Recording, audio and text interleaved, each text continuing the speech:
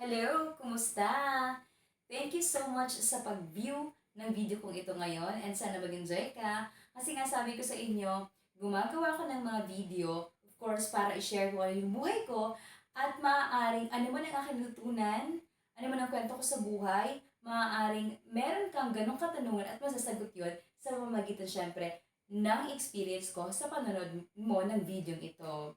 Hello! Sana okay ka na ngayon at saan ka man naroon, okay ka po. Alright? So, chika-chika tayo ngayon. Para saan naman, o tungkol na saan naman ang ating pag-uusapan ngayon?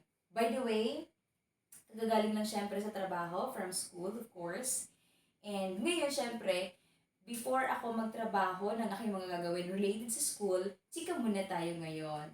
Alright, so saan ba ang pag-uusapan natin? Naging interesting lang sa akin na itong naging topic ko ngayon, yung pagiging breadwinner na tinatawag sa ating pamilya. Kasi meron din akong kaibigan na halos namamroblema din kasi sa gastusin, halos sa magpapakasal ng kanyang kapatid, gastos niya pa daw yun. Isa din syempre siyang co-teacher ko na ganun din ang sitwasyon. So sabi ko sa kanya, we should be thankful sa buhay natin kasi meron mga taong umaasa sa atin na yung mga blessing na binibigay sa atin ni Lord, at least na-share natin sa iba. O, di ba? Ngayon ang tanong natin, paano natin i-cope up yung ganung mga problema?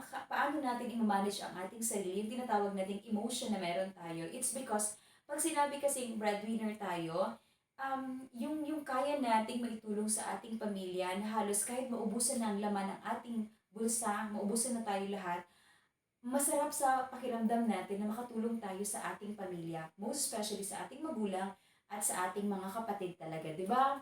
Halos lahat na ibibigay natin, at least mapasaya lamang natin sila. Yun ang katotohanan. So, sa akin naman, naging interested ako kasi nararanasan ko din yon. Kasi di ba syempre sabi ko sa inyo, sa ganitong edad ko, I am actually turning 40 this coming blah blah blah.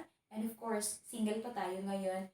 And still, I am very happy and contented. It is because, though wala akong tinatawag na sarili kong asawa, sarili kong anak, pero naandun yung tinatawag na pagtulong ko sa kanila.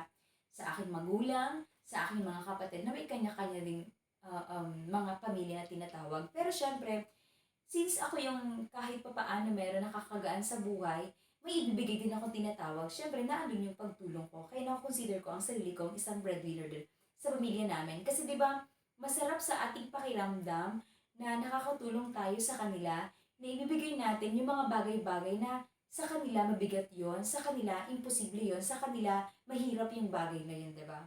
So, kumbaga, yung blessing na ibinibigay sa atin ni Lord, na i-share din natin sa kanila. Pero, ang katotohanan ay, meron ding mga oras, may mga minuto, na nararamdaman din natin yung tinatawag na pagod, lungkot, pagkukumpara ng ating sarili sa iba, na bakit yung ibang tao hindi nakakaranas ng ganong responsibilidad sa pamilya, pero bakit tayo ay ganon? May mga ganon talagang sandali o panahon o oras na mararanasan o mararamdaman natin yun. Kasi syempre, tao din tayo at napapagod.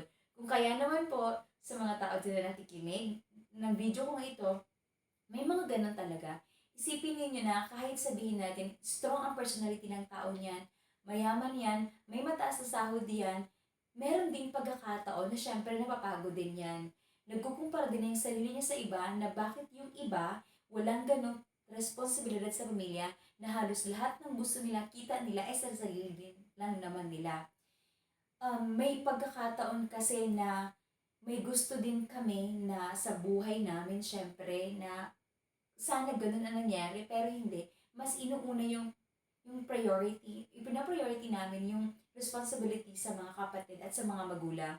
Pero nandiyon yung tinatawag na pagkapagod. Pero syempre, naandun kami since strong ang aming personality, whatever is that problem, whatever is that lungkot na nararamdaman, hirap na nararamdaman, naandun pa din. Pero syempre, paano yun mamamanage syempre? Kung sino ka man po na napanood nito, na may ganyan kang friend, or ikaw mismo nakakaranas ng gantong sitwasyon na isang breadwinner na nahihirapan din, kailangan ay maintindihan mo po ito. So, paano yun? Syempre, pag ako kasi, sa akin masasabi ko na relate ako dito kasi, yun, yung sa baboy, yung sa manok, yung saan pa, yung sa bukid namin, yung sa bahay na tinatawag at konting gastusin din sa pagkain dito sa bahay. Syempre, sa akin or ako ang nagpo-provide. Actually, yung tinatawag namin na sapalayan na yun, yung sapalayan na yun ay halos nakakabalik din lang naman yung magiging gastos. Bakit? Kasi after 3 to 4 months, of course, mag-harvest na ng palay na tinanim na yon. So, ibig sabihin din, makakabalik din yung ginastos na yon. Pero, may mga panahon na mababa, halos konti, hindi makabawi ang isang magsasaka sa kanilang ginagastos sa pagsasaka. So, pero hindi naman sa lahat ng oras. Yon. Pangalawa, syempre, yung tinatawag na sa pagbababoy. Yung pagbababoy kasi yon, meron kami tinatawag na inahin. So, pagka um, nagkaroon na yun ng mga piglets na tinatawag, syempre ibebenta din. Kapag ka madami, pag more than 10 ang kanyang piglets hanggang 15, maganda. Ibig sabihin, panalo syempre ang nag-aalaga. Pero kapag below 10, sabihin na natin mga 8 or 4, meron kaming scenario ganon, lugi. Sabihin na natin na tabla lang na tinatawag. So, ibig sabihin, naandun pa rin yung tinatawag na paggastos. Bakit? Yung mga feeds na kailangan doon, yung mga vitamins na kailangan doon. So, ibig sabihin, naandun yung paggastos na tinatawag. Sunod naman syempre yung sa pagmamanukan. Yung sa pagmamanukan kasi, kailangan din yung tinatawag na feeds. Corn grits na kailangan, yung mga vitamins na yon. Anyway, may ibang paraan para yun para makakuha, syempre, para sa mga manok na yun. Pero andito yung tinatawag na paggastos. Pero syempre, may balik din yung mga manukan na yun